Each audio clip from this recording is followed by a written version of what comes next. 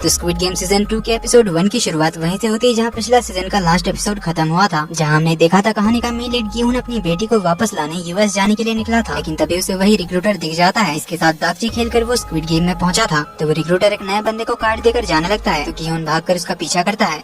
लेकिन recruiter metro पकड़कर निकल जाता है। गिहुन जाकर उस आदमी से वो कार्ड ले लेता है और उसके पीछे लिखे नंबर पे कॉल लगाता है। तो सामने वाला कॉल उठाता है और गिहुन से कहता है कि प्लेयर 456 तुम्हें यूएस अपनी बेटी के पास चले जाना चाहिए था, तुम बहुत बड़ी गलती कर रहे हो। और गिहुन कहता है कि मैं तुम सबका पर्दाफाश करके रहूंगा और इस मौत के खेल को रोक कर रहूंगा। ये बोलकर वो सियोल वापस आ जाता है, जहाँ एक सुपरमार्केट से चाकू लेकर वो वॉशरूम आता है और अपना पूरा बॉडी चेक करने लगता है, क्योंकि उसे समझ आ चुका था कि उसके बॉडी में कोई तो ट्रैकर लगा हुआ है। इसीलिए उन्हें गिहुन के लोकेशन के बारे में पता है। तो उसे अपने कान के पीछे कुछ अजीब सा लगता है। जहाँ वो कट लगाता है तो उसके अंदर से उसे ट्रैकर मिल जाता है। देन हम जुनो को देखते हैं, वही पुलिस वाला जो अपने भाई को ढूंढते हुए उस आइलैंड में गया था, जहाँ उसे पता चला था कि उसका अपना बड़ा भाई उस मौत के खेल को खिलवा रहा है और वही फ्रंटमैन था। तो फ्रंटमैन ने जुनो के कंधे पे गोली मारा था, जिससे वो समंदर में गिर गया था और पानी से बहते हुए उस आइलैंड से बहुत दूर चला गया था, जहाँ से उसे एक शिप के कैप्टन ने बचाया था। इस तरह से वो बच गया था। तो अब कहानी में 2 साल बाद का सीन दिखाया जाता है, जिन्होंने क्राइम यूनिट से अपना ट्रांसफर ट्रैफिक पुलिस में करा लिया था, क्योंकि उसकी बातों पर किसी भी सीनियर ऑफिसर ने बिलीव नहीं किया था कि वैसा कोई डेडली गेम किसी आइलैंड में खेला जा रहा है। क्योंकि जिन्होंने उस आइलैंड से जो फोटोज और मैसेजेस भेजने की कोशिश की थी, वो नेटवर्क प्रॉब्लम की वजह से कभी पुलिस के पास पहुंची ही नहीं थी और उसका फोन समंदर में खो गया था। इसीलिए बिना कोई प्रूफ के किसी भी सीनियर ऑफिसर ने उसकी बात नहीं मानी। लेकिन जिन्होंने हार नहीं मानी थी, वो अब भी उस आइलैंड के बारे में पता कर रहा था। उसका सीनियर उसे समझाने आता है, वापस से क्राइम यूनिट ज्वाइन करने के लिए कहता है, लेकिन जुनो मना कर देता है, क्योंकि सीनियर ऑफिसर्स तो उसकी बात मानने नहीं वाले हैं। जिसके बाद हम गिहुन को देखते हैं, जो एक मोटेल में रह रहा था। पूरा मोटेल उसने खरीद लिया था, सारी सीसीटीवी पे उसकी नजरें थी। तो वो पिछले 2 सालों से उस रिक्रूटर को ढूंढने में लगा था, जिस काम के लिए उसने अपने ही लोन शार्क्स को लगाया था। जितने भी गिहुन ने इनसे पैसे लिए थे, वो सब कुछ लौटा कर इनको ही पैसे देकर उस रिक्रूटर को ढूंढवा रहा था।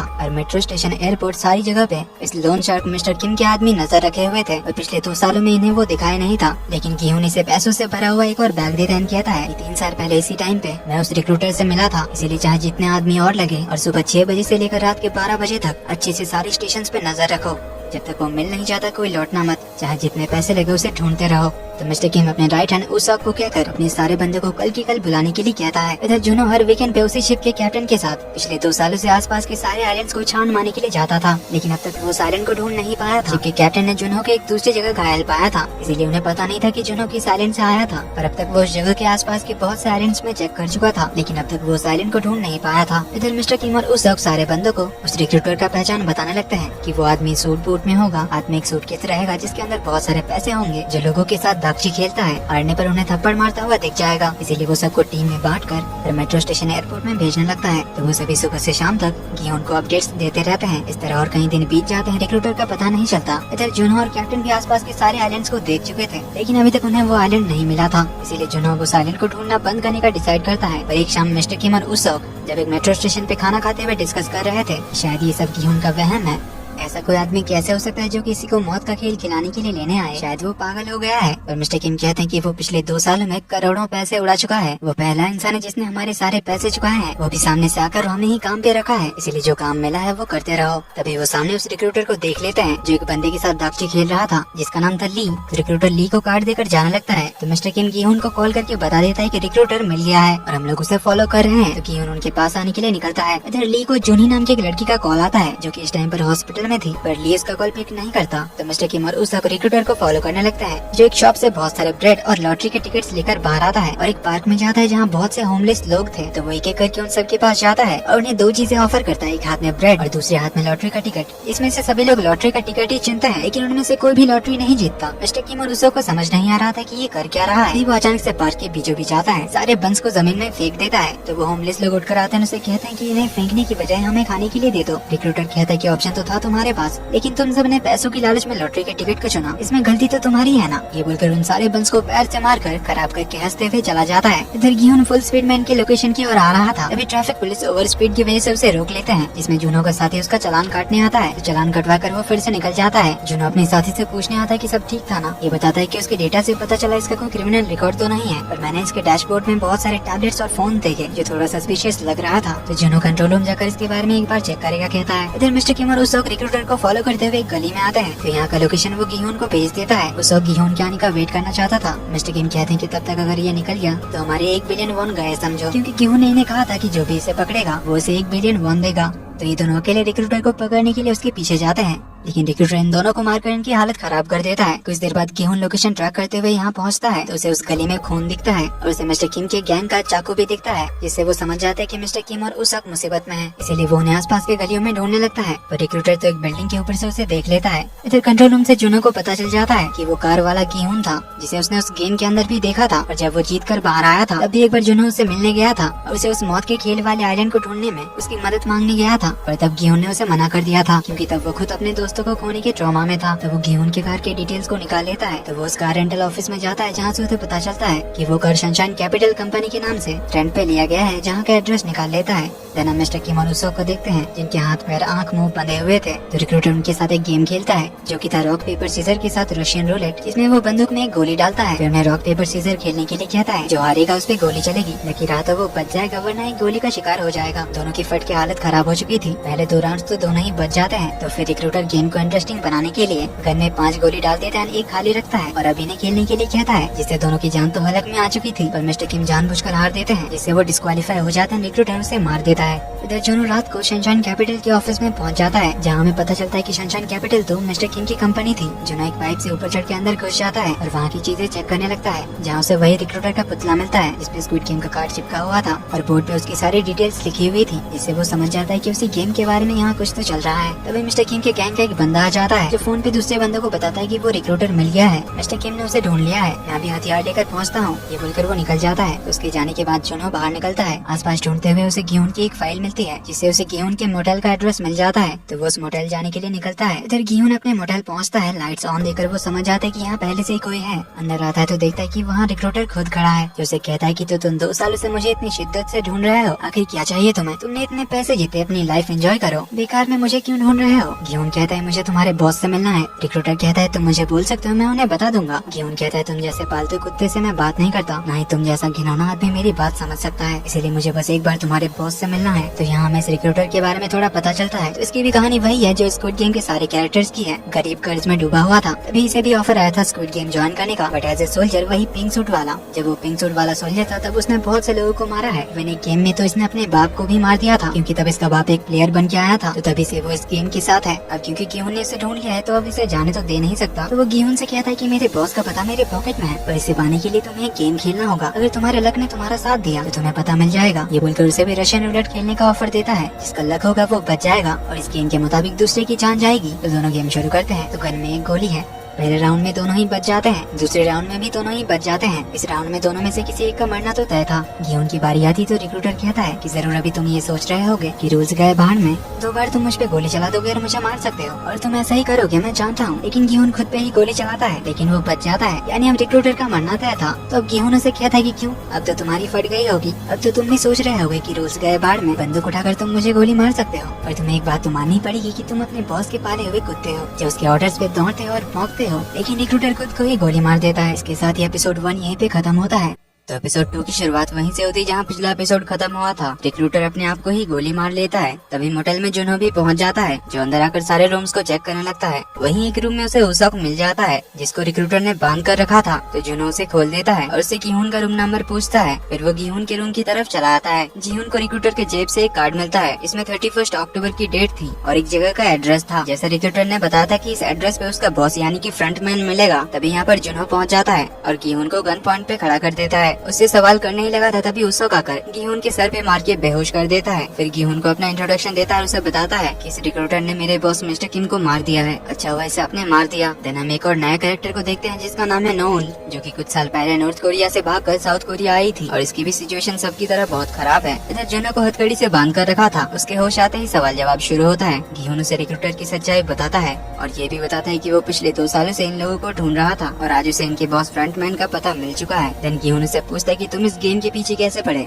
जुनो बताता है कि वो अपने बड़े भाई को ढूंढता हुआ पहुंचा था और उसे ये नहीं बताता कि उसका बड़ा भाई उस गेम का फ्रंटमैन है। फिर उसे ये भी बताता है कि पिछले गेम के अंदर वो जब एक पिंक सोल्जर बना था तब वो गेहूं से मिल चुका है, जिससे गेहूं को भी वो याद आ जाता है, क्योंकि एक सोल्जर ने आकर उसे एक बार वांग इनो नाम के एक प्लेयर के बारे में पूछा था। फिर जुनो उससे पूछता है कि क्या उस बॉस के मिलने के बाद तुम उसे मार दोगे। गेहूं कहता है कि उसे मारने से कुछ नहीं होगा, वो बस उस गेम को चलाने वाला लीडर है। बाकी ये डेडली गेम बस कुछ अमीर लोगों के लिए बनाया गया है, जो लोगों को मरता हुआ देखकर एंजॉय करते हैं हमें उन सभी को खत्म करना पड़ेगा और उसके लिए फ्रंटमैन से मिलना जरूरी है। तो जुनहो से वो सब कुछ बताता है जो उसने पता किया था कि वहाँ कितने वीआईपीज आए थे और ये गेम कब से चल रहा है, जिन सब के बारे में तो गिहोन को भी पता नहीं था। इसीलिए जुनहो उसे ज्वाइन करेगा कहता है। इस पे गिहोन कहता है कि इसके लिए तुम्हें पुलिस की जॉब छोड़नी होगी। इसके लिए जुनहो मान जाता है कि वो अपने बड़े भाई को वापस लाना चाहता है। अब इनसे लड़ने के लिए उन्हें हथियार की जरूरत थी। गिहोन उसे एक कमरे में ले जाता है जहाँ उसके करोड़ों पैसे पड़े हुए थे, जिन्हें देखकर उसा को बिलीव होता है कि गिहोन सच में उस गेम का विनर था और अब इन्हीं पैसों की मदद से वो उन्हें ढूंढ रहा है। तो गिहोन उन्हें अपने गन्स वाले रूम में ले जाता है जहाँ उसने ब्लैक मार्केट से बहुत सारे गन्स एंड बुलेट्स वगैरह खरीद रखे थे। इवन इस रूम को साउंड प्रूफ बना दिया था ताकि यहाँ से गन शॉट्स की आवाज बाहर ना जाए, क्योंकि वो यहाँ गन्स चलाने की प्रैक्टिस करता था।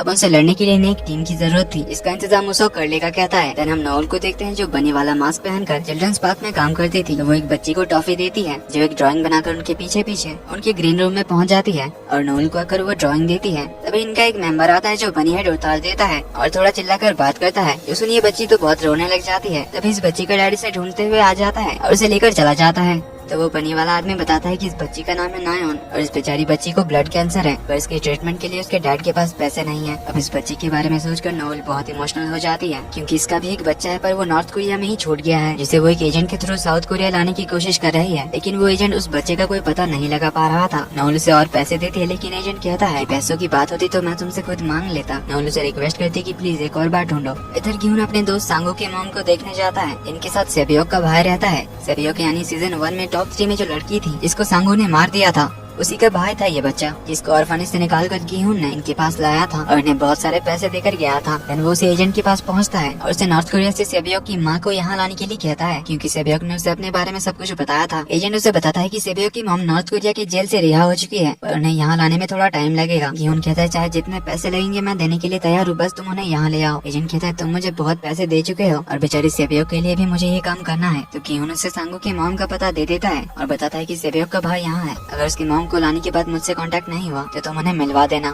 इधर नोएल एक रात अपने कार में सो रही थी, क्योंकि उसका कोई घर नहीं था, वो अपने एक सेकंड हैंड कार में ही सोती है। अभी एक मिस्टीरियस आदमी आता है और उसे स्क्विड गेम का कार्ड देकर चला जाता है। तो अगले दिन जाकर वो बनी वाला काम छोड़ देती है, लेकिन बाहर आते टाइम वो देखती है उस छोटी बच्ची नायोन, जिसकी तबीयत खराब हो जाती है, उसे हॉस्पिटल ले जाया जा रहा था, जो देखकर अगेन उसे बहुत बुरा लगता है। देन हम इधर गिहोन को देखते हैं जो अपने एक दांत के अंदर एक ट्रैकर लगाता है ताकि उसका लोकेशन जुनहो बाकी सबको मिलता रहे। उस वक्त ने एक तगड़ी टीम ढूंढ ली थी जो सभी के सभी एक्स स्पेशल फोर्स वाले थे। वो सभी वहीं शूटिंग प्रैक्टिस शुरू कर देते हैं। इधर नोएल कार्ड के पीछे वाले नंबर पे कॉल करती है जहाँ उसका भी पिकअप डेट होता है 31 अक्टूबर, जो कल का ही डेट था। तो अगले दिन गिहोन एंड टीम पहुँच जाती है उस जगह पे जहाँ क्लब थी और वहाँ हेलोवीन पार्टी चल रही थी। तो गिहोन अपने साथ उसा को ले जाता है और जुनहो बाकी सबको बाहर से नजर रखने के लिए कहता है। तो कुछ देर बाद जुनहो 2 पिंक सोल्जर्स को क्लब के अंदर जाता हुआ देखता है, तो वो उसा और गिहोन को अलर्ट कर देता है। देन वो भी क्लब के अंदर उनके पीछे जाने लगता है। एक पिंक सोल्जर गिहोन को अपने पीछे आने के लिए कहता है, तो दूसरा वाला उसा को शॉक देकर बेहोश कर देता है। गिहोन का लोकेशन ट्रैक करते हुए जुनहो उसके पीछे पीछे जाता है, जहाँ पिंक सोल्जर गिहोन को एक कार के अंदर बैठाता है, जिन्हें जाते हुए जुनहो देख लेता है। तो वो दोनों टीम्स को उस कार के बारे में बता देता है, जो सभी कार को फॉलो करने लगते हैं। तो कार के अंदर एक स्पीकर से फ्रंटमैन की आवाज आ रही थी, जो गिहोन से वही कहता है कि तुम फिर से इसके पीछे क्यों पड़ रहे हो, पैसे तो जीत लिए ना, लाइफ एंजॉय कर, अपनी बेटी के पास जाओ। गिहोन कहता है वो पैसे उन 455 लोगों के खून से रंगे हैं जिन्हें तुम लोगों ने बेरहमी से मार डाला। फ्रंटमैन कहता है वैसे भी वो सभी दुनिया के फेंके हुए कचरे थे, जो वैसे भी इस दुनिया में घुट घुट के मर ही रहे थे, हमने तो बस उनका काम आसान कर दिया।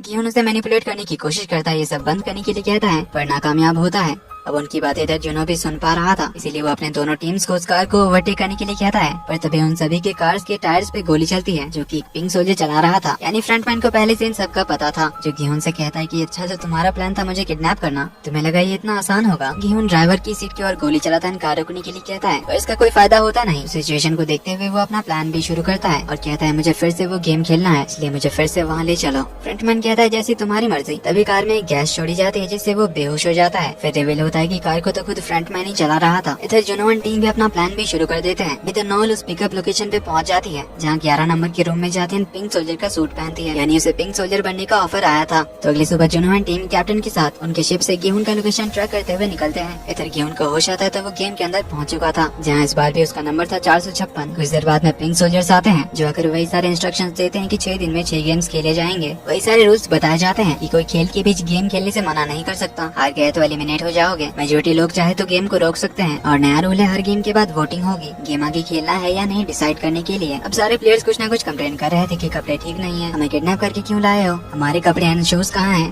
तुम लोग अपना चेहरा क्यों छुपा रहे हो। जिसमें सोल्जर्स उनकी वीडियो चला देते हैं जब वो सभी थप्पड़ खाकर रिक्रूटर के साथ गेम खेल रहे थे और अपने कर्जे के बारे में बता रहे थे। तो इन सभी के मिलियंस में कर्जे थे और एक बूढ़ों का तो बिलियन वन का कर्जा था। तो इनमें से कुछ की कैरेक्टर्स हैं, एक माँ बेटा, एक फेमस रैपर थैनोस, वही ली नाम का बंदा जिसको रिक्रूटर के साथ दागची खेलते हुए मिस्टर किमर ओसोक ने देखा था, जो कि क्रिप्टो करेंसी यूट्यूबर था जिसके बताए क्रिप्टो पर इन्वेस्ट करके बहुत से लोगों के बिलियंस में पैसे डूबे हैं, जिनमें से एक था थैनोस और एक नामग्यू नाम का बंदा जो ली को मारने ही आ जाते हैं क्योंकि थैनोस के 500 मिलियन वॉन डूबे हैं उस क्रिप्टो की वजह से। तो सोल्जर्स उन्हें दूर जाने के लिए कहते हैं। एक यूनियो नाम की ट्रांस गर्ल, बाकी मेन कैरेक्टर्स के बारे में आगे पता चलेगा। तो सोल्जर से टोटल प्राइज मनी पूछा जाता है जो बताता है 45.6 बिलियन वॉन का, इंडियन करेंसी में जो था 265 करोड़। तो सबको कंसेंट फॉर्म पे साइन कराया जाता है। तब हम एक और मेन कैरेक्टर जूनी को देखते हैं जो ली को जानती थी पर वो उसके सामने नहीं जाती। इधर कैप्टन के साथ जूनहो और बाकी सब उस आइलैंड की ओर जा रहे थे गिहुन के ट्रैकर को ट्रैक करते हुए। इधर पैरा गेम के लिए सभी लोग एक जगह जाने लगते हैं जहाँ जाते हुए गिहुन को मिलता है उसका अपना दोस्त जोंगबे, जिसे देख गिहुन शॉक्ड होता है, उससे पूछता है कि तू यहाँ क्या कर रहा है।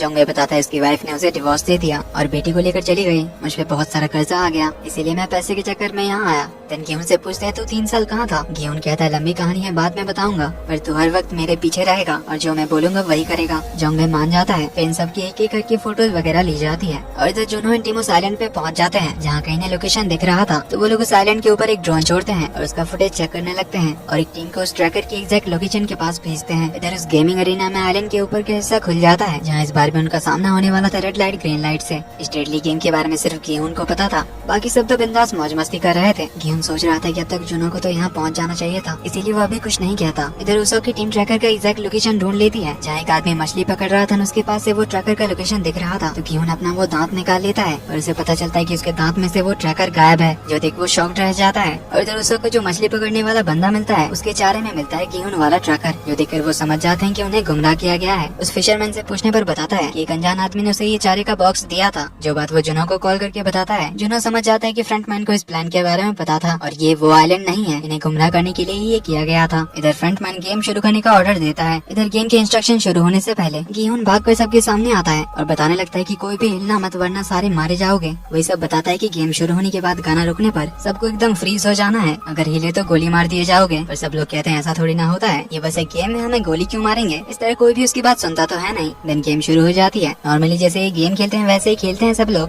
बल्कि उन्होंने इंस्ट्रक्शन देते रहता है, चिल्ला चिल्ला कर बताता है कि कब रुकना है और डॉल के पीछे मुड़ने के बाद जैसे कोई ना हिले। इस तरह 2-3 बार सब लोग बच जाते हैं। गिहुन पीछे से अपना मुंह ढककर गेम के दौरान भी सबको इंस्ट्रक्शन दे रहा था क्योंकि इस डॉल की आंखों में मोशन डिटेक्टर्स लगे हुए हैं। तभी एक लड़की के गर्दन पे खनी भी बैठ जाती है जिससे वो गेम के दौरान हिल जाती है और तभी उसे पट से हेडशॉट पड़ती है। अब उसकी लाश देखकर एक और औरत चिल्ला देती है और फिर मौत का सिलसिला शुरू। सब लोग डर के मारे भागने लग जाते हैं। गिहुन उन सबको चिल्लाकर बताते रह जाता है कि कोई हिलना मत वरना सब मारे जाओगे। मैक्सिमम लोग तो उसकी बात सुनकर रुक जाते हैं, पर जो लोग डर के मारे भागने लगते हैं वो सभी मारे जाते हैं और इन्हें गोली मारने वाले में से एक थी नोल। अब ये मौत का खेल देखकर सब लोग की तो फट जाती है, इसीलिए अगले 2 राउंड्स कोई भी अपनी जगह से हिलता ही नहीं। जो देखिए गिहुन फिर से सामने आता है और अपना मुंह ढककर सबको बताता है कि 5 मिनट का टाइम खत्म होने से पहले हमें उस रेड लाइन को पार करना पड़ेगा वरना वैसे भी हम सभी मारे जाएंगे। इसीलिए वो आइडिया देता है कि सब लोग लाइन में लग जाओ, लंबे लोग सबसे आगे रहो और हाइट में छोटे लोग उनके पीछे पीछे लग जाओ ताकि वो डॉल की आंखें सबकी मोशन डिटेक्ट ना कर पाए। चांस मिलते ही सब लोग ऐसा ही करते हैं, पर ये थैनोस अपने लॉकेट में ड्रग्स छुपा कर लाया था जिसे वो डर के मारे खा लेता है।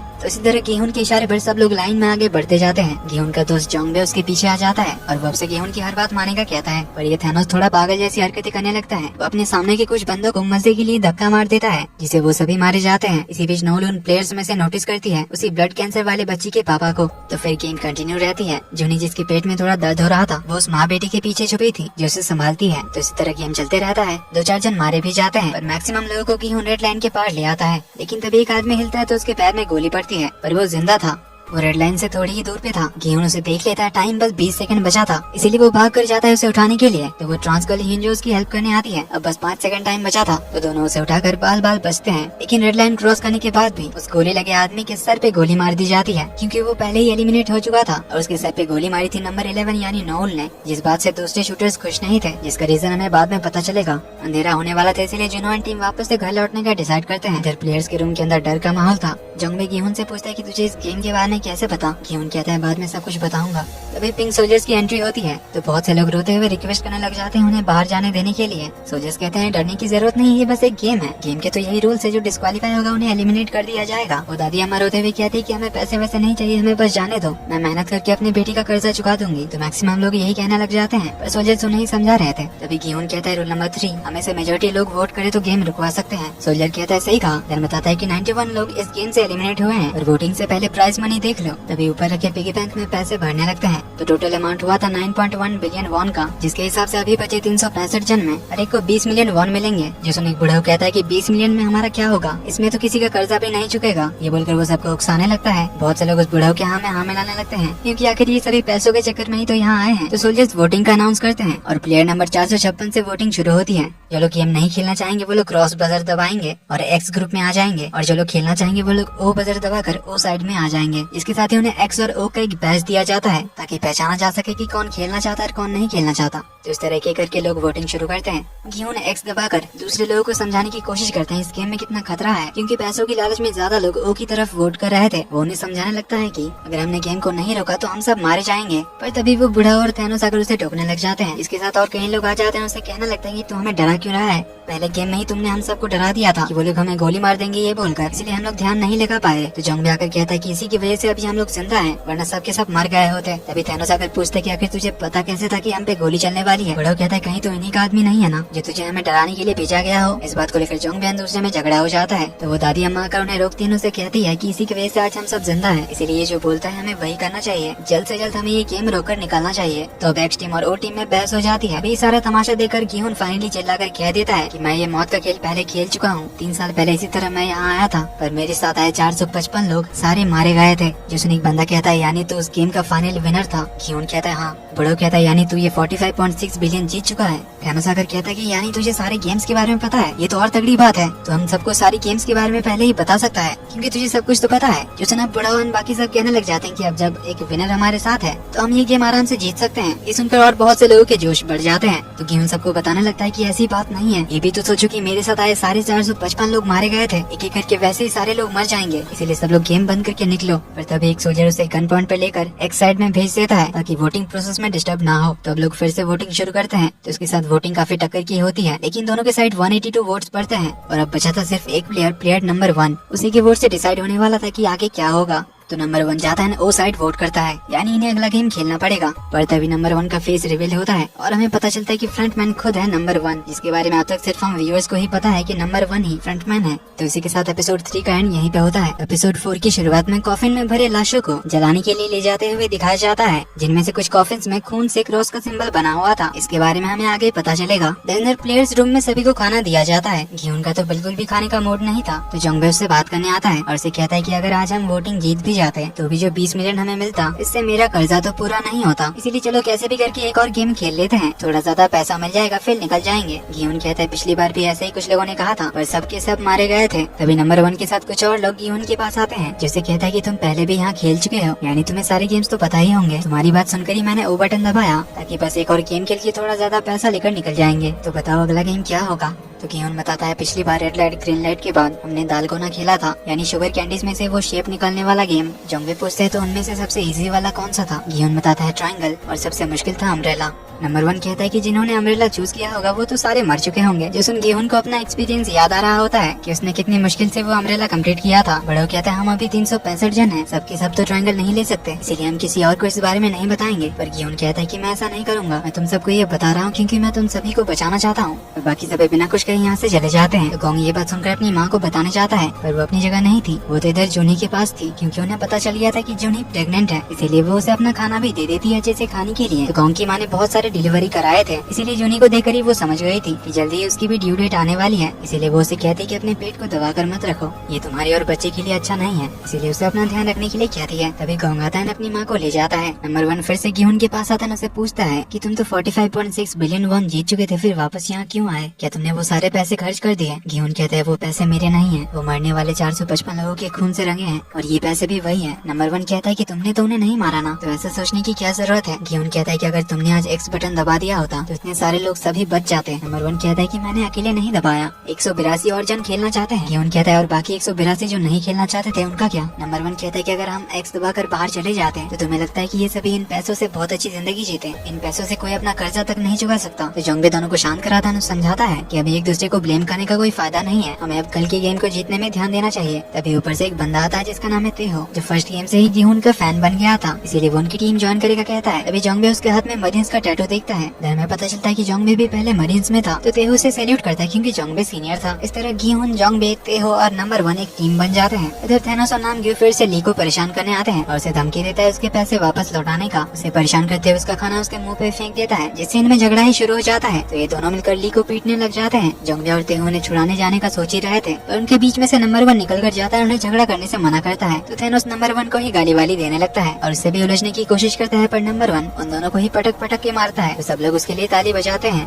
इधर नहुल अभी भी उस ब्लड कैंसर वाली लड़की और उसके डैड के बारे में सोच रही थी, क्योंकि उसके डैड तो यहाँ किसी भी वक्त मर सकते हैं, इसलिए नहुल को उस बच्ची की फिक्र हो रही थी। इधर प्लेयर्स रूम में रात को सब लोग सो रहे थे। नंबर 1 गिहोन से सॉरी कहने आता है, उससे थोड़ा रूडली बात करने के लिए, तो गिहोन भी उससे सॉरी कहता है। तो नंबर 1 उसे अपनी फैमिली के बारे में बताता है कि उसकी वाइफ को एक बहुत ही क्रिटिकल बीमारी है, जिस वजह से उसे एक नया लिवर चाहिए और उसका डोनर नहीं मिल रहा है। और उसके टेस्ट के दौरान पता चला कि उसकी वाइफ प्रेग्नेंट थी। डॉक्टर्स ने अबॉर्शन कराने का रिकमेंड किया, पर नंबर 1 की वाइफ बहुत जिद्दी थी, वो अबॉर्शन किसी भी हाल में नहीं कराना चाहती है, भले ही वो खुद मर क्यों ना जाए। तब तक वो उसके लिए डोनर ढूंढने की कोशिश कर रहा था। ऊपर से स्टेटमेंट में बहुत पैसे लग रहे थे, इसीलिए इसने जितना हो सके उतना पैसा उधार लिया, जो काफी नहीं हुआ। तभी इसके ऑफिस के एक पुराने क्लाइंट को इसके कंडीशन के बारे में पता चला, तो उन्होंने मदद करने के लिए इसे पैसे दिए, पर किसी ने कंप्लेंट कर दी कि इसने रिश्वत ली है, जिस वजह से इसे जॉब से निकाल दिया गया। इसीलिए वो पैसे का इंतजाम करने के लिए इस गेम में आया है। वैसे नंबर 1 ने जो ये स्टोरी बताई वो सच है, पर ये सब 5 साल पहले ही हो चुका है। इसकी वाइफ 5 साल पहले ही बीमारी की वजह से मर चुकी थी। तो नंबर 1 यानी फ्रंटमैन पिछले 5 साल से इस गेम में है। तो नंबर 1 कहता है कि इसीलिए जितने ज्यादा हो सके मैं उतने पैसे लेकर बाहर जाना चाहता हूँ अपनी बीवी और बच्चे को बचाने के लिए। ये सब सुनकर गिहोन भी उसे और कुछ नहीं कहता। देन हम देखते हैं कि ऑर्गन ट्रैफिकिंग का काम अभी भी चल रहा है और जिन कॉफिन में क्रॉस का सिंबल होता है उसके अंदर के प्लेयर्स में जान बची होती है। पिछले सीजन में जैसे इन प्लेयर्स में से एक डॉक्टर था जो ये ऑर्गन्स निकालता था, लेकिन इस बार तो पिंक सोल्जर्स में से कई लोग डॉक्टर्स थे जो लोग अब भी जिंदा लोगों के ऑर्गन्स की हेराफेरी करते हैं। इवन जो इस ऑर्गन ट्रैफिकिंग का मास्टरमाइंड है वो तो इन पिंक सोल्जर्स का चीफ है,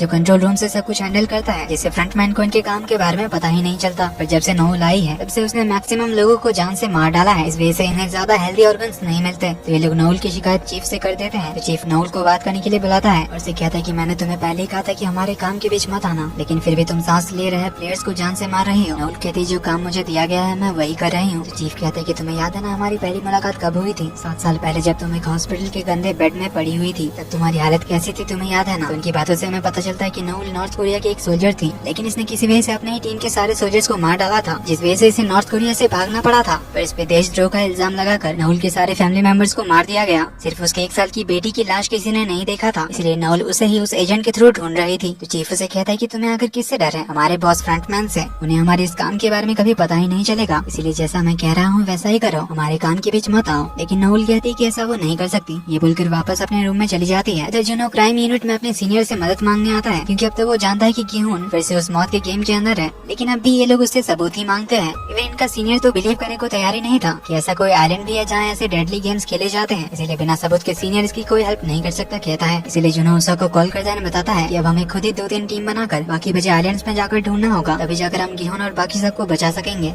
इधर ली को मार पड़ी थी, इसीलिए जूनी उसे देखने आती है। तो हमें पता चलता है कि ये दोनों बॉयफ्रेंड गर्लफ्रेंड है। ली ने जूनी से अबॉर्शन कराने के लिए कहा था, लेकिन उसने नहीं कराया था। तो वो जूनी से पूछते कि आखिर तुम यहाँ क्यों आई हो? जूनी कहती है तुम्ही ने तो मुझे वो सारे क्रिप्टो खरीदने के लिए कहा था, इस वजह से अब मेरे पास कोई पैसे नहीं बचे। बिना अबॉर्शन ना कराने के लिए उस पर थोड़ा गुस्सा करने लगता है। जूनी कहती है इसीलिए मैं यहाँ आई थी कि कुछ पैसे जीत कर यहाँ से जाऊंगी, ताकि अपने बच्चे को अकेले अच्छे से पाल सकूं, क्योंकि शायद ये बच्चा अपने बाप का नाम कभी जान नहीं पाएगा। ली कहता है तुम इस हालत में कैसे खेलोगी? जूनी कहती है तुम्हें अब हमदर्दी दिखाने की जरूरत नहीं है, मैं जो कर सकती हूँ कर लूंगी। तभी सेकंड गेम का अनाउंसमेंट होता है। ली कहते हैं हम बाहर जाएंगे तब अच्छे से बात करेंगे। जूनी कहती है मैं तो बाहर जाना ही चाहती थी, पर तुम ही वो चूज करके खेलना चाहते थे। इधर गिहोन के दोस्त लोग तो ट्रायंगल के भरोसे थे, वहीं थैनोस और उसका चेला एक एक टैबलेट खा लेते हैं। फिर ये सभी लाइन में जाते हैं अगले गेम के अरीना में, जहाँ इन्हें 2 बड़े बड़े सर्कल सर्कल्स में रेस ट्रैक्स की तरह लाइंस दिखती है, जो देख ये लोग समझ जाते हैं कि ये दालगोना गेम नहीं है बल्कि ये तो कोई नया ही गेम है। अनाउंसमेंट होती है कि ये गेम टीम में खेला जाएगा। 10 मिनट के अंदर सभी लोगों को 5-5 जन का टीम बनाने के लिए कहा जाता है। अब ये दूसरा गेम देखकर बुढ़ावन बाकी सब तो गेहूं पे गुस्सा करने लगते हैं, तो नंबर 1 उसके सामने आकर बाकियों को भगा देता है। गेहूं उन सभी से सॉरी कहता है और वो नंबर 1 अपने फ्रेंड से सॉरी कहता है। नंबर 1 कहता है कि कोई बात नहीं, मुझे अभी तुम पे भरोसा है और अगर तुम्हें चलेगा तो हम सब एक टीम बन सकते हैं, जिसके लिए सब लोग मान जाते हैं। तो इन्हें एक और प्लेयर चाहिए था, तो ते हो जाता है एक तगड़ा प्लेयर लाने। इधर ली जुनी को अपनी टीम में आने के लिए कहता है, पर जुनी मना कर देती है क्योंकि उसे ली पर भरोसा नहीं था। तो सारे मेन कैरेक्टर्स अपने लिए टीम ढूंढ रहे थे। जैसे हियंजू टीम ढूंढते हुए एक लड़की से मिलती है जिसका नाम है योंगमी। तो योंगमी हियंजू को अपने साथ टीम बनाने के लिए कहती है, तो फिर ये दोनों मिलकर और 3 जन को ढूंढने निकलते हैं। इधर थैनोस एक लड़की को देखकर उसे अपनी टीम में बुलाता है जिसका नाम है सेमी, पर उसने ऑलरेडी एक लड़की के साथ टीम बनाया था जिसका नाम था मिन्सू, जो बहुत ही एक डरपोक सा लड़का था। अब सुंदर लड़की दिखी नहीं कि थैनोस उस पे लाइन मारने लग जाता है, पर सेमी भी सैवेज लड़की थी जो थैनोस का भी मजाक बना देती है। अब यहाँ वो किसी और को जानती तो थी नहीं, इसीलिए वो थैनोस की टीम को ज्वाइन करती है अपने साथ मिन्सू को भी लेकर। थैनोस मिन्सू को अपनी टीम में लेना तो नहीं चाहता था, पर सेमी पे चांस मारने के लिए उसे अपनी टीम में ले लेता है। इधर तेहो एक और मरीन का सोल्जर ढूंढ लाता है, पर तभी जूनी इनके पास आती है। जुम्बी उसे सॉरी कहता है कि हम लोग 5 जन हो चुके हैं, पर जूनी हमसे हेल्प मांगती है क्योंकि वो अभी प्रेग्नेंट है। इसीलिए वो नया बंदा खुद ही जूनी को इस टीम में ज्वाइन करने के लिए कहता है और वो दूसरा टीम ढूंढने चला जाता है। इधर हियंजू और योंगमी गोंगो उसकी मॉम के साथ टीम अप करते हैं। इन्हें एक और प्लेयर चाहिए था, तो एक शमन इनके टीम में आ जाती है जो कुछ ज्यादा ही भाव खाती है। टाइम अप होता है तो सभी लोग अपने अपने टीम मेंबर्स के साथ बैठ जाते हैं। गेम के बारे में बताया जाता है, तो इस गेम में 5 प्लेयर्स के पैर बंधे हुए होंगे और उन्हें पूरी टीम के साथ एक छोटा सा मैराथन पूरा करना होगा। तो इस सर्कल के हर 10 मीटर पे इन्हें एक मिनी गेम्स खेलने होंगे जिसे जीत कर अगले पड़ाव की ओर जाया जा सकता है। तो उन 5 गेम्स में सबसे पहला था दागची, वही रिक्रूटर वाला गेम। दूसरा मिनी गेम था फ्लाइंग स्टोन, जिसमें एक पत्थर से दूर रखे पत्थर को मारना था। तीसरा था गोंगी,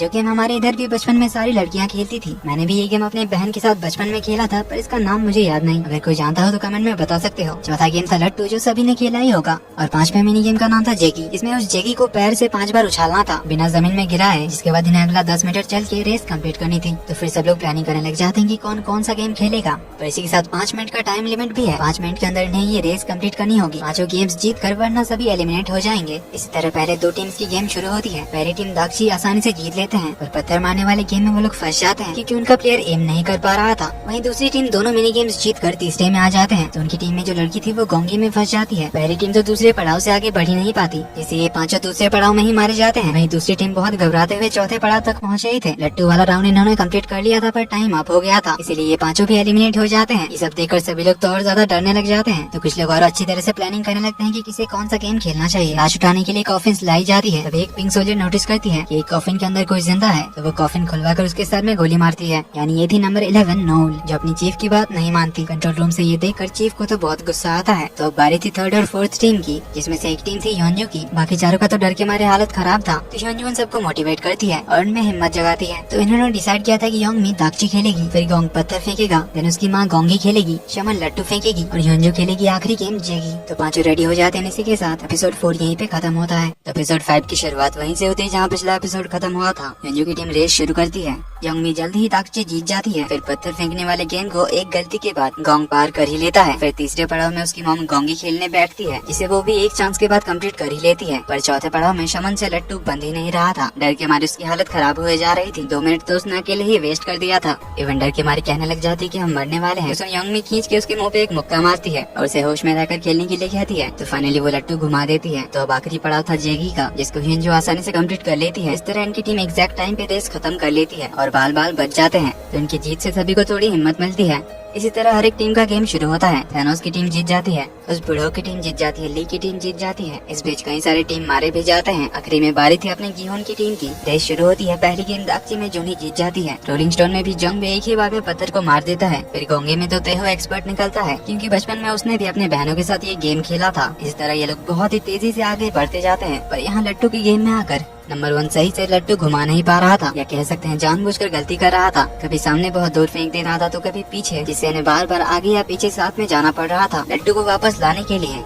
इस तरह इनका 2 मिनट वेस्ट हो जाता है। अब बस 1 मिनट बचा था, जिसमें नंबर 1 लट्टू घुमा देता है। फिर जल्दी से ये लोग 5वें पड़ाव की ओर निकलते हैं, जहाँ गेहूं आसानी से 4 बार जेगी उछाल तो लेता है। 5वें बार में जेगी थोड़ा दूर उड़ जाता है। नंबर 1 भी उसके साथ अपना पैर आगे बढ़ाता है, जिससे जीहून के पैर से जेगी 5वीं बार टच हो जाती है। इस तरह इनकी टीम भी एग्जैक्ट टाइम पे ये गेम कम्प्लीट कर लेती है। पर प्लेयर्स रूम में इन्हें देखकर लोग ज्यादा खुश तो नहीं होते, क्योंकि जितने लोग मरते इन्हें उतने ही ज्यादा पैसे मिलते। तो जिन्होंने भी टीम बनाकर काम किया था वो सभी एक दूसरे को अपना नाम वगैरह बताते हैं और ऐसे ही आगे भी टीम में खेलेंगे कहते हैं। इधर 2 पिंक सोल्जर्स नोल के रूम में घुस जाते हैं और उसे धमकी देते हैं ताकि वो आगे से उनके काम में दखल अंदाजी ना करे, वरना वो लोग नोल को ही मार देंगे। नोल उनसे लड़ने की कोशिश करती है पर उन दोनों से जीत नहीं पाती, तो एक बंदा उसे डराने के लिए उसके चेहरे पे चाकू से कट मार देता है ताकि वो ये वार्निंग याद रखे। तो उधर गीहुन की टीम में सबकी अच्छी खासी दोस्ती हो जाती है। सब लोग एक दूसरे को अपना नाम भी बता देते हैं। नंबर 1 एक फेक नाम बता देता है क्योंकि वो जानता था कि जुनो गीहुन के साथ मिलकर काम कर रहा था, इसीलिए वो उसे अपना असली नाम नहीं बताता। तभी पिंक सोल्जर्स आते हैं और बढ़ी हुई प्राइज मनी दिखाते हैं क्योंकि अब बस 255 लोग बचे हैं। प्राइज मनी अब बढ़ के 20.1 बिलियन वॉन हो चुका था, यानी अब हर एक के हिस्से में 78 मिलियन वॉन आता। ये सुनो इन प्लेयर्स को लोगों की मौत से कोई फर्क नहीं पड़ रहा था, बल्कि मैक्सिमम लोगों को अपने हिस्से के पैसे की पड़ी थी क्योंकि सबका कर्ज 100 मिलियन वॉन से ज्यादा था। तो पिंक सोल्जर्स फिर से वोटिंग मशीन लाते हैं और कहते हैं कि तुम्हें ज्यादा पैसे जीतने हैं या नहीं, तुम खुद ही वोट करके तय कर सकते हो।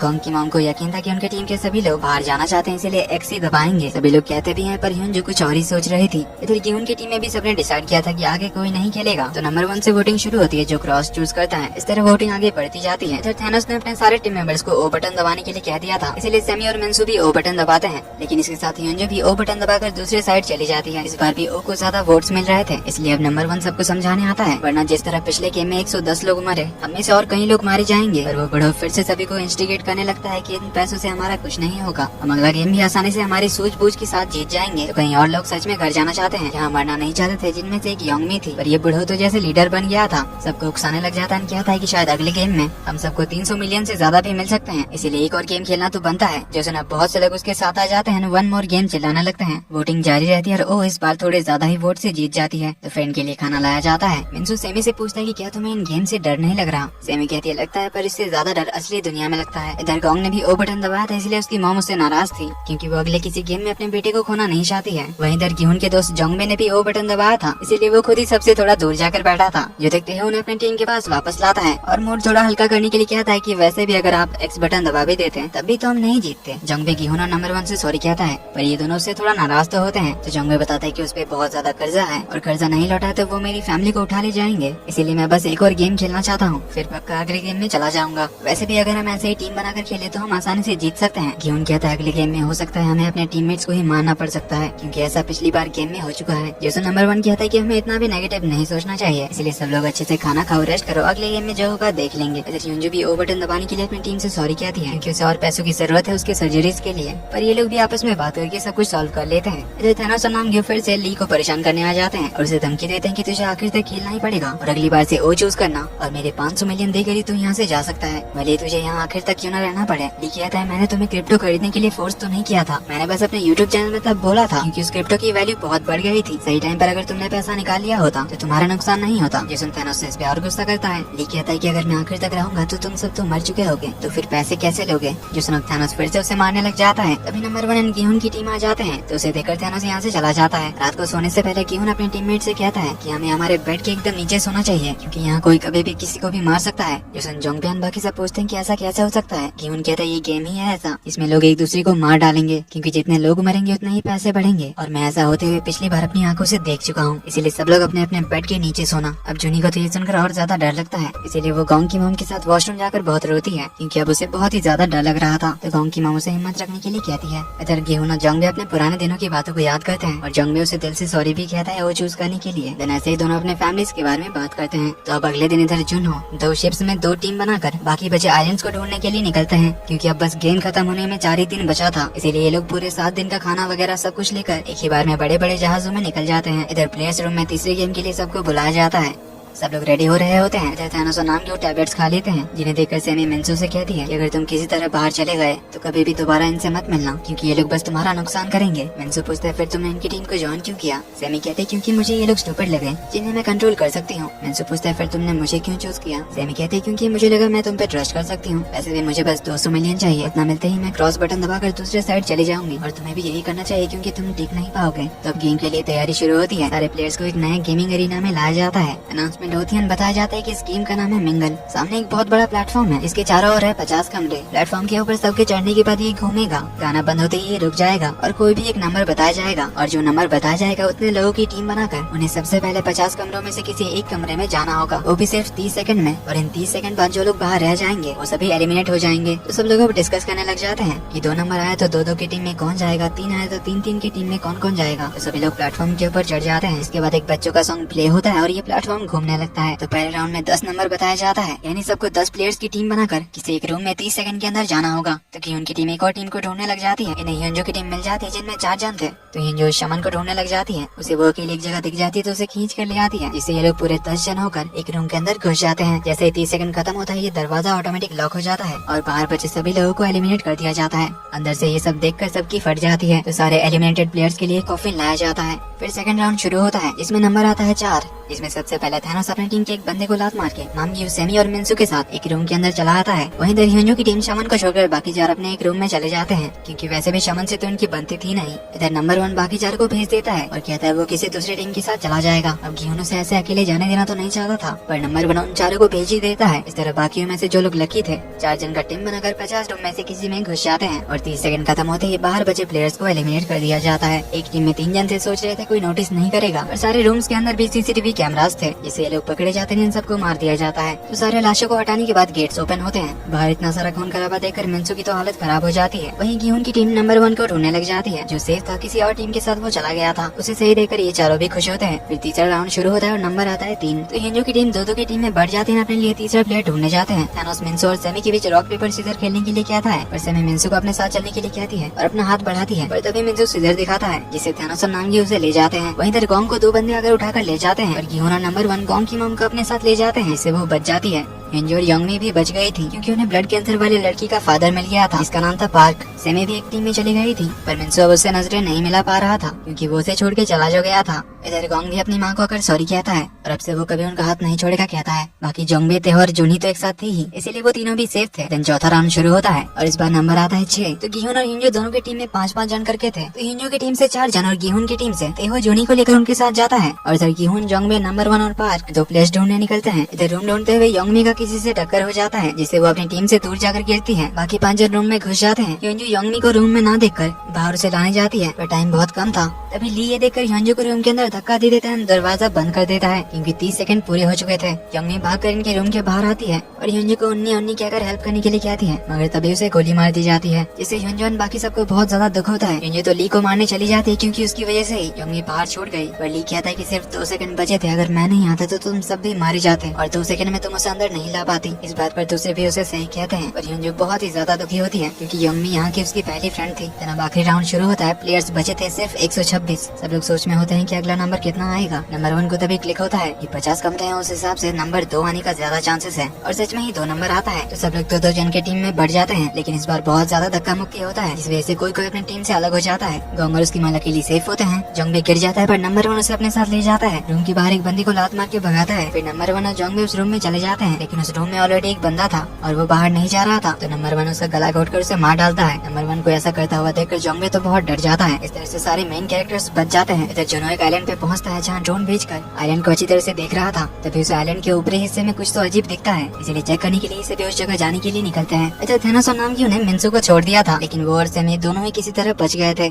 इधर ली जूनी से बात करने के लिए साइड में ले आता है और उसे कहता है कि यहाँ से बाहर निकलने के बाद हम दोनों नई शुरुआत करेंगे। अभी लगभग 100 लोग बचे हैं, उस हिसाब से हर एक के हिस्से में 300 से 400 मिलियन तो मिलेंगे। उन पैसों से मैं अपना सारा कर्जा उतार दूंगा, जो बचेगा उससे हम बच्चे के साथ नई जिंदगी शुरू करेंगे। जूनी कहती है यानी अभी तुम्हें सिर्फ मेरे पैसों की पड़ी है। ली कहता है प्रॉमिस मैं ये सारा क्रिप्टो कॉइन वगैरह छोड़ दूंगा और बचे हुए पैसों को अच्छे से इन्वेस्ट करूंगा। अब ये सब सुनकर जूनी को तो उस पर बिल्कुल भी भरोसा नहीं था, इसीलिए कहती कि मुझे तुम्हारी जरूरत नहीं है, मैं अपने बच्चे को खुद पाल लूंगी। अब उन दोनों को ऐसे बात करते हुए थैनोस और उसकी टीम देख लेती है। अब योंगमी को खोने की वजह से ह्योंजो की टीम बहुत सैड थी। इधर तेहो प्लेयर्स को गिन के आया था, जिनमें ओ वाले 56 प्लेयर्स थे और एक्स वाले सिर्फ 44 बचे थे, यानी एक्स टीम में अभी भी 12 प्लेयर्स कम है। तेहो कहता है कहीं लोग और ज्यादा डर तो गए होंगे, इसीलिए चांसेस है बहुत सी टीम एक्स बजर भी दबाएंगे। और नंबर 1 कहता है कि इसके साथ प्राइज मनी भी बहुत ज्यादा बढ़िया होगा, इसीलिए लोग पैसों के लिए और ज्यादा लालची भी हो जाएंगे, क्योंकि जितने ज्यादा लोग मरेंगे उतने ज्यादा पैसों में लोगों को हिस्सा मिलेगा। गियोन कहता है कि हमें कैसे भी करके ओ साइड के प्लेयर्स को मनाना होगा, पर नंबर 1 ऐसा करने से मना करता है, क्योंकि इससे ओ वाले प्लेयर्स और ज्यादा भड़क जाएंगे और फिर यहाँ जैसा तुमने कहा था कुछ भी हो सकता है। इस बात को लेकर दोनों में बहस शुरू हो जाती है। तो जोंगबे और तेहो ने शांत कराते हैं और बाद में देखा जाएगा कहते हैं। तभी पिंक सूट वाले सोल्जर्स आते हैं और प्राइज मनी दिखाते हैं, जिसके हिसाब से जो 100 जन बचे हैं उन सबको 356 मिलियन वॉन करके मिलेंगे।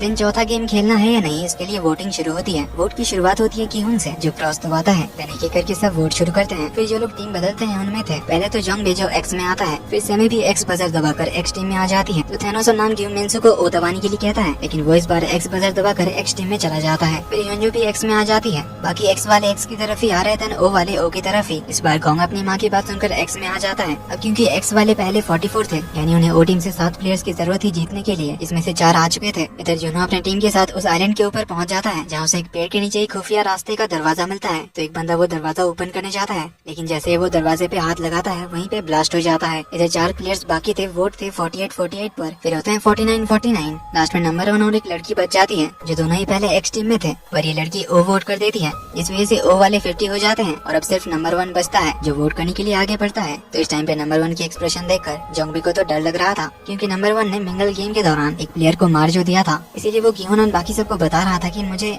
नंबर 1 को देखकर डर लग रहा है। तो जोंगबी गिहोन बाकी सबको बताने जा ही रहा था नंबर 1 ने मिंगल गेम के टाइम एक आदमी को मारा था उस बारे में, पर तभी नंबर 1 क्रॉस बजर दबा देता है, जिससे वो टाई हो जाता है। ये देखकर जोंगबी और कुछ नहीं बताता। तो टाई होने की वजह से पिंक सूट वाले बताते हैं कि अब फिर से वोट होगी, लेकिन कल सुबह। अब क्योंकि खेलने वाले और ना खेलने वाले 50-50 हो चुके हैं, इसीलिए गिहोन को अब समझ आ जाता है कि अब दोनों साइड के प्लेयर्स आपस में लड़ने तो जरूर लगेंगे। इधर जुनो की टीम में से एक बंदा मर चुका था और एक बंदा घायल हो गया था, इसीलिए शिप का कैप्टन उन्हें वापस चलने के लिए कहता है। जुनो एंड टीम कहती है कि अब तो हमें उन्हें ढूंढना जारी रखना पड़ेगा, क्योंकि उन्हें हमारे बारे में पता तो चल चुका है, इसीलिए उन्होंने हमारे लिए सारा जाल बिछाया है, इसीलिए अब तो उन्हें ढूंढ कर ही वापस जाएंगे। इधर प्लेयर्स रूम में सभी को खाना दिया जाता है। इधर एक्स टीम वाले सब लोग बैठकर बात कर रहे थे कि अब बस हमें ओ टीम से एक जन को हमारी तरफ लाना है, फिर तो कल सुबह हम लोग घर निकल जाएंगे। इसीलिए गोंग उठकर ओ टीम से कहता है कि कोई एक जन हमारे टीम में आ जाओ, कल सुबह अपने अपने हिस्से के पैसे लेकर निकल जाएंगे। जो सुनो ओ टीम से बड़ा कहता है कि ऐसा है तो तुम लोग में से कोई एक जन हमारी टीम में आ जाओ, अगला गेम खेलेंगे और ज्यादा पैसा जीत कर जाएंगे, और अगर तुम सारे मर गए तो हमारे लिए तो और भी ज्यादा अच्छी बात है, फिर हमारे साइड के हर एक पर्सन को 800 मिलियन करके मिलेंगे। ये आइडिया तो हमारे लिए और अच्छा है। तो अब धीरे धीरे ये बहस और ज्यादा आगे बढ़ती जा रही थी। दोनों टीम अब आमने सामने आकर झगड़ा शुरू कर देती है। इधर गिहोन अपने खाने का रैपर खोल कर देखता है, सभी को खाना खाने के लिए एक चम्मच दिया गया था, जिसे देखकर अब उसे यकीन हो गया था कि आज रात हमला तो जरूर होगा। इधर थैनोस और नामग्यू मिन्सू के पीछे पड़ गए थे, उसे कल ओ बजर दबाने के लिए धमकाने लगता है, जिसे ऐसा करते हुए ली देख लेता है। तो वो वॉशरूम में मौजूद अपने सारे एक्स टीम के बंदों से ये कह देता है कि ओ वाले हमारे एक प्लेयर को धमका रहे हैं, जिससे वॉशरूम में दोनों टीम के बीच झड़प हो जाती है। धक्का मुक्के से शुरू हुआ झगड़ा अब इनके बीच एक सीरियस फाइट बन जाती है, जहाँ एक टाइम पे थैनोस ली को गला दबाकर मारने जा रहा था, लेकिन तभी ली उसके गर्दन में चम्मच घुसा देता है, जो वो खाने के बाद यहाँ फेंकने के लिए लाया था, जिससे थैनोस ऑन द स्पॉट टपक जाता है। अब ये देखकर सब लोग खून खराबे पे उतर आते हैं, एक दूसरे को जैसे जान से ही मारने लगते हैं। तभी यहाँ पिंक सोल्जर्स आ जाते हैं और इधर प्लेयर्स रूम में 5 जन के एलिमिनेशन का अनाउंसमेंट होता है, यानी 5 लोग मर चुके हैं, जिसके साथ ही प्राइज मनी बढ़ जाती है। बाकी सबको वॉशरूम से निकाल कर यहाँ लाया जाता है। तो फिर से ये लोग एक दूसरे को ब्लेम करने लगते हैं। सबसे पहले ओ वालों ने हमला किया, जो सुन नामग्यू कहता है कि एक्स टीम वालों ने पहले हमारे बंदे को मारा, जिससे फिर से इनके बीच झगड़ा शुरू हो जाता है। फिर अब दोनों टीम अपने अपने प्लेयर्स को गिनने लग जाते हैं, ये देखने के लिए कि किस टीम से कितने मरे हैं। इधर आधी रात को समंदर के बीचों बीच था इनका शिप। समंदर में एक तूफान जैसा आया हुआ था। जुनो की टीम का बंदा बाहर आता है तो इस शिप के कैप्टन को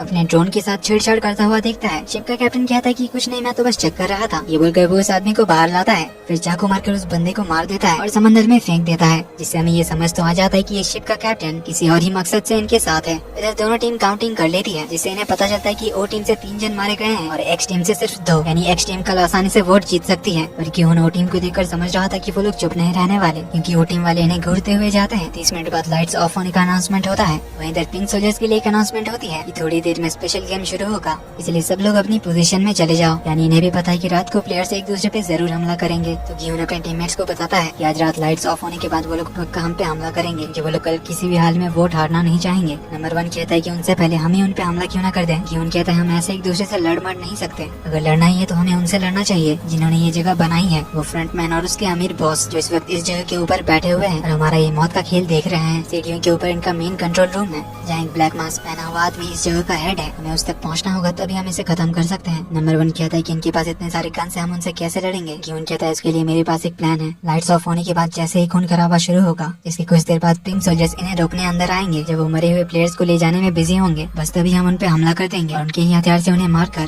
सारे गन्स को कब्जे में ले लेंगे, जिसके लिए हम सबका जिंदा रहना जरूरी है। इसीलिए आज रात लाइट्स ऑफ होने के बाद हमें इन बेड्स के एकदम नीचे छुपना होगा, ताकि वो लोग हम पे अटैक ना करे। नंबर 1 कहता है कि फिर जो लोग ऊपर सोएंगे उनका क्या होगा। गिहोन कहता है कि हम सबको नहीं बचा सकते, क्योंकि वो टीम वाले हम सब पे अटैक तो जरूर करेंगे, इसलिए इस गेम को रोकने का बस यही एक तरीका है, हमें इस गेम को चलाने वालों से लड़ना होगा। इसके लिए हमें कुछ लोगों को सेक्रीफाइस करना ही होगा। नंबर 1 कहता है कि अगर कुछ लोगों के सेक्रीफाइस से सब लोग बच जाते हैं फिर अच्छा ही है, मैं तुम्हारे साथ हूँ। इसलिए लाइट्स ऑफ होने के बाद गिहोन और युनजू की टीम के साथ और भी कुछ लोग सबसे नीचे वाले बेड्स के नीचे छुप जाते हैं। तो लाइट्स ऑफ होने के थोड़ी देर बाद ही वो टीम से लोग एक्स टीम के अंदर आ जाते हैं और इन पे अटैक कर देते हैं। जो लोग नहीं सोए थे वो लोग लड़ने लगते हैं और जो लोग सोए हुए थे वो लोग मारे जाते हैं। तो बहुत देर तक ये खून खराबा चलते रहता है। अभी नामग्यू सेमी को देखता है तो वो सेमी पे उस चम्मच से अटैक कर देता है। ठीक उसी जगह के कुछ बेड्स के ऊपर मिन्सू झुककर नीचे देख रहा था। उसने अपने पास एक कांच की बोतल रख ली थी जिसे वो सेमी को बचाने के इरादे से नामग्यू पे मारता है, लेकिन उसका एम मिस हो जाता है, जिस वजह से नामग्यू सेमी को मार डालता है। मिन्सू तो डर के मारे चुपचाप छुप जाता है। तो काफी देर तक ये खून खराबा चालू रहता है। देन सोल्जर्स आते हैं, उन सभी को दूर हटने के लिए कहते हैं। फिर वो सारे मरे हुए प्लेयर्स को चेक करने आते हैं और तभी हम देखते हैं कि गिहोन और बाकी सारे भी मरने की एक्टिंग करके जमीन पे लेटे हुए थे। तो सोल्जर्स के उनके पास आते ही वो सभी इन सोल्जर्स पे अटैक कर देते हैं और इन्हीं का गन छीनकर उन्हें गोली मारने लगते हैं, जिससे बहुत सारे पिंक सोल्जर्स वहीं पे मारे जाते हैं। कंट्रोल रूम से ये सब देखकर सोल्जर्स का चीफ जिंदा बचे सोल्जर्स को वापस आने का ऑर्डर देता है। इसलिए कुछ सोल्जर्स बाहर भागने की कोशिश करते हैं और गेट को बंद कर देते हैं, जिससे एक सोल्जर इस रूम में ही फंस जाता है। तो गिहोन सबको इसे गोली मारने से मना करता है और इन सोल्जर्स के पास से मिले सारे हथियारों को इकट्ठा करने के लिए कहता है। एक्स टीम का बंदा ओ टीम वाले को गोली मारने जा रहा था, पर गिहोन उसे रोक लेता है। समझाता है कि अगर हमने भी इन्हें मार दिया तो इनमें और हम में क्या फर्क रहेगा। हमारे हथियार उठाने का मकसद बहुत बड़ा है। तो सारे गन्स जमा करके सब लोग एक एक उठा लेते हैं। इन्हें ये सब करता हुआ देखकर सोल्जर्स का चीफ बाकी सारे सोल्जर्स को जमा कर लेता है। इधर गिहोन सभी को बताता है कि हम लोग उस मास्क मैन को ढूंढने जा रहे हैं जो एक गेम चलाता है। उसे पकड़कर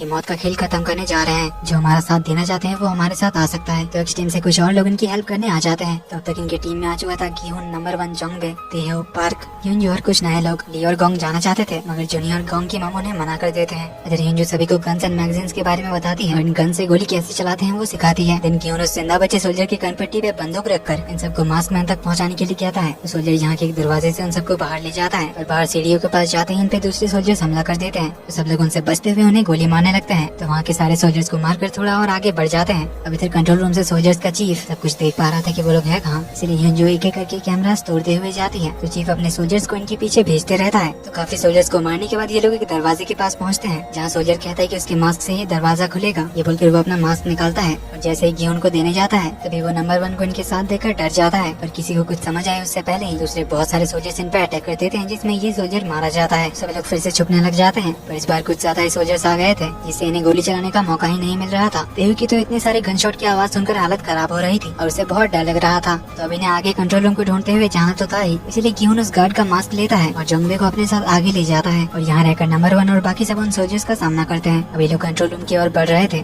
तो चीफ सीसीटीवी में देखकर उनके सामने सोल्जर्स को भेज देता है, जिससे ये लोग फंस जाते हैं। तो दोनों ही साइड से बहुत सारी फायरिंग्स होती है, जिससे गिहोन और जोंगबे के पास भी बस एक ही मैगजीन बची थी। वहीं इधर यूनजो, तेहो इन सब की भी गोलियां खत्म हो रही थी। फिर भी गिहोन और जोंगबे अपना दिमाग लगाकर उन सोल्जर्स को मारते हुए और आगे बढ़ जाते हैं, लेकिन सामने और ज्यादा सोल्जर्स आ जाते हैं। लेकिन अब इनके पास बहुत ही कम गोलियां बची थी, जिस बारे में वो एक वॉकी टॉकी की मदद से नंबर 1 और यूनजो को बताता है। पर इधर इनके पास भी गोलियां खत्म हो रही थी। तभी गिहोन नोटिस करता है कि सोल्जर्स के दूसरे पॉकेट में भी एक्स्ट्रा मैगजीन्स है, यानी प्लेयर रूम में मरे हुए और सोल्जर्स के पास बहुत सारे मैगजीन्स होंगे। तो वो किसी को प्लेयर्स रूम में जाकर उन सारी मैगजीन्स को लाने के लिए कहता है और उनकी हेल्प करने के लिए किसी को के पास आने के लिए कहता है, क्योंकि गिहोन के आगे जाने के रास्ते में बहुत से सोल्जर्स हैं। तो नंबर 1 यूनजो और पार्क को यहाँ संभालने के लिए कहता है और अपने साथ 2 बंदों को ले जाता है गिहोन की हेल्प करने। तेहो की गोलियां खत्म हो गई थी। यूनजो कहती है वो प्लेयर्स रूम जाकर वो सारी मैगजीन्स लेकर आती है, पर तेहो से रोककर कहता है कि मैं जाता हूँ। तो वो कैसे भी करके बच बचाकर प्लेयर्स रूम में वापस आता है, पर बहुत ही ज्यादा डरते हुए सारी एक्स्ट्रा मैगजीन्स इकट्ठा करने लगता है। इधर गिहोन की गोलियां खत्म हो गई थी तो जोंगबे उसे कवर करता है। इसी बीच गिहोन जाकर मरे हुए सोल्जर्स के एक्स्ट्रा मैगजीन्स ले आता है और फिर से उन सोल्जर्स पे फायरिंग शुरू करता है। कुछ देर बाद गिहोन के पास नंबर 1 और बाकी दोनों पहुंचते हैं। तो गिहोन उसे कंट्रोल रूम तक जाता हुआ दूसरा कोई रास्ता ढूंढने के लिए कहता है और नंबर 1 को एक एक्स्ट्रा मैगजीन भी दे देता है। तो नंबर 1 अपने साथ दोनों बंदों को ले जाता है दूसरा रास्ता ढूंढने। इधर तेहो सारी मैगजीन्स कलेक्ट करके बाहर जा रहा था, पर ऊपर से आते हुए गोलियों की आवाज से वो बहुत ज्यादा डर जाता है, इसलिए वो प्लेयर्स रूम के अंदर ही रह जाता है। यूनजो उसे मदद के लिए बुला रही होती है, पर वो उसे कोई जवाब नहीं देता, क्योंकि वो बहुत ही ज्यादा डर चुका था। इधर यूनजो और पार्क एंड बाकी सबके पास गोलियां खत्म होते आ रही थी।